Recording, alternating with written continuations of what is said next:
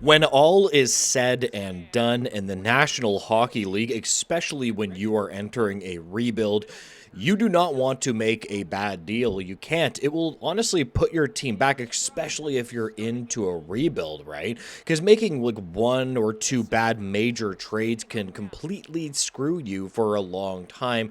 So honestly, even if you have a bad contract on your team, maybe revitalizing the player is probably best in my opinion. Welcome back to Pixel Plus Hockey. If you could make sure to hit that subscribe button, it'd be so greatly appreciated. And thank you so much to those that are already supporting me as well. It is very humbling.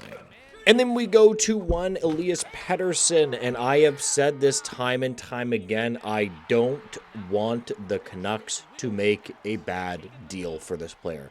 If you think you're going to make a bad deal where, oh, we just got to get rid of him, I think that is genuinely silly. What I think that needs to happen with Pettersson is that we need to reset our expectations of what this player is.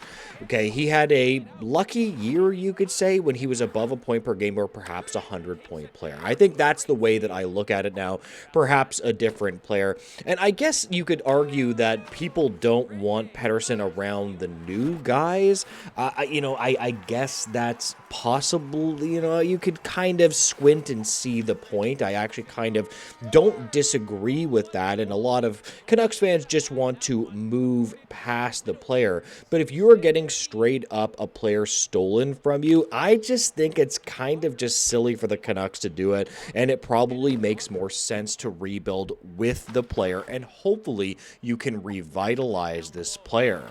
Because perhaps from my perspective, you could say that I have overvalued Pettersson, because I've made some fair points, though. Like, he's a centerman. He still is a top six centerman. That still holds a ton of value. The cap is going up, so, well, he might be overpaid, which is definitely true. I've never denied that he was overpaid, like he is for what he's producing now. You're going to see a lot more players get paid that more and more as the cap goes up. Like, you're going to see, like, second-line centers being in double digits. Like, that is going to happen.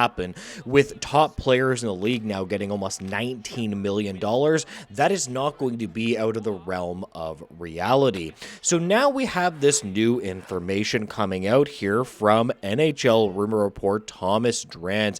I don't think Elias Pettersson would have significant amount of trade value. I think the club would like to move him if they could. The fact that they haven't speaks to how limited their options are, close quote.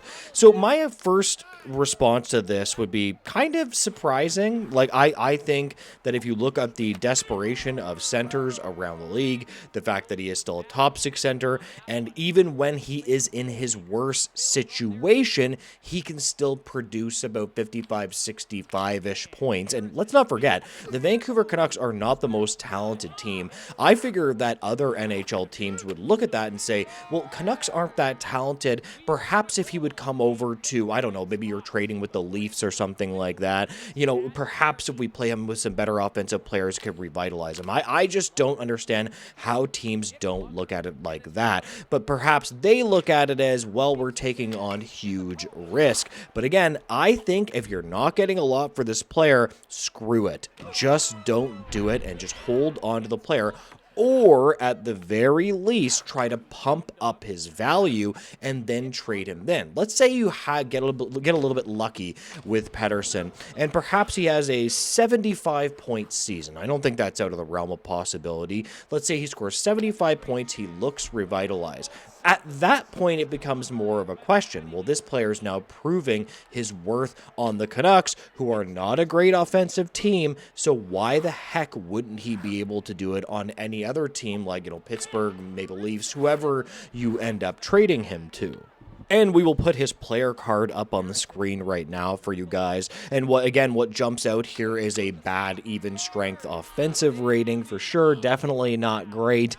Good even strength defense, of course. This is not a completely washed player. What I do wonder about Pettersson is that perhaps he just cashed in when he did really, really well, and he was never the player that we thought that he was.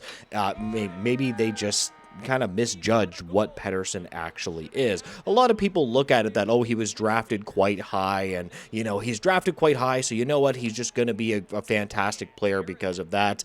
Well, that doesn't always work out to be true, now does it?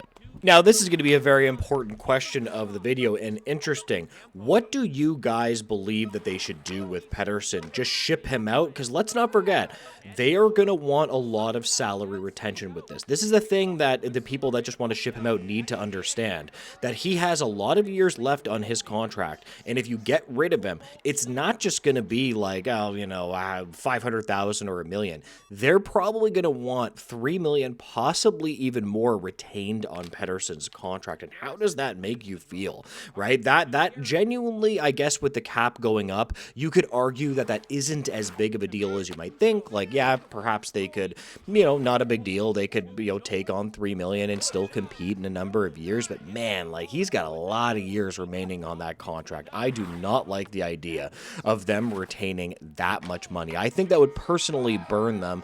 Although I guess you could say that maybe it wouldn't hold them back that much because the cap is going up and then blah, blah, blah. Although with salaries going up for players, you kind of look at it that, well, the salaries are going up for the players. Is it going to matter as much as you think with the cap going up, right? Because then salaries just go up and then everything falls in line. So that $3 million could matter a lot more than you think when the Canucks are trying to compete, right? Because let's not forget that $3 million potentially could still be off of your cap when the Canucks are actually trying to compete. You have to think, 2, 3, 4 steps ahead of when your team is ready to compete.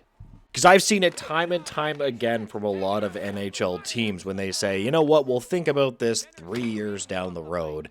And even when it comes to signing a bad contract or something for another team, that they end up having to give away like a really good pick or something like that. Or the Vancouver Canucks at the trade deadline in 4 years really want to get a certain player because they believe that they can compete for a playoff spot or perhaps even make noise in the playoffs. And then you're saying, well, we might not be able to get that player.